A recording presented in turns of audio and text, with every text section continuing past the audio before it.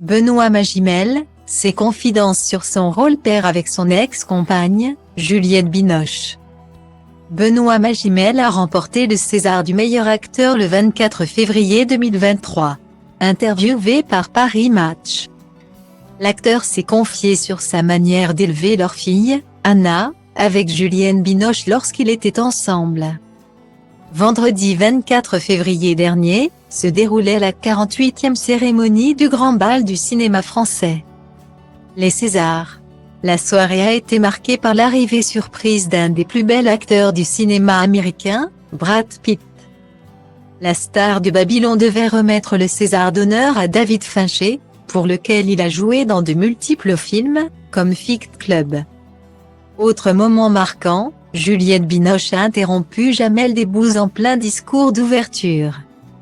Au cours de la soirée, les acteurs ont été récompensés pour leur travail. Virginie Efira a enfin été sacrée meilleure actrice pour son rôle touchant dans Revoir Paris. Et Benoît Magimel est entré dans l'histoire, puisqu'il a obtenu pour la deuxième année consécutive le César du meilleur acteur pour son interprétation dans le film d'Albert Serra. Pacifiction, Tourment sur les îles. Vous rappeliez-vous qu'avant Margot Pelletier, Benoît Magimel a partagé la vie de Juliette Binoche? Ils s'étaient rencontrés sur le tournage des Enfants du siècle et ont eu ensemble une fille, désormais âgée de 23 ans et qui se prénomme Anna, avant de se séparer en 2003. Interviewé par Paris Match, paru ce jeudi 1er mars 2023 dans les kiosques, le papa de 48 ans s'est confié sur l'éducation de leur fille. Il y a 20 ans, les projecteurs étaient surtout braqués sur Juliette Binoche. C'était plus simple pour moi. Il m'est arrivé de refuser un film si elle était engagée au même moment afin que l'un de nous reste auprès de notre fille.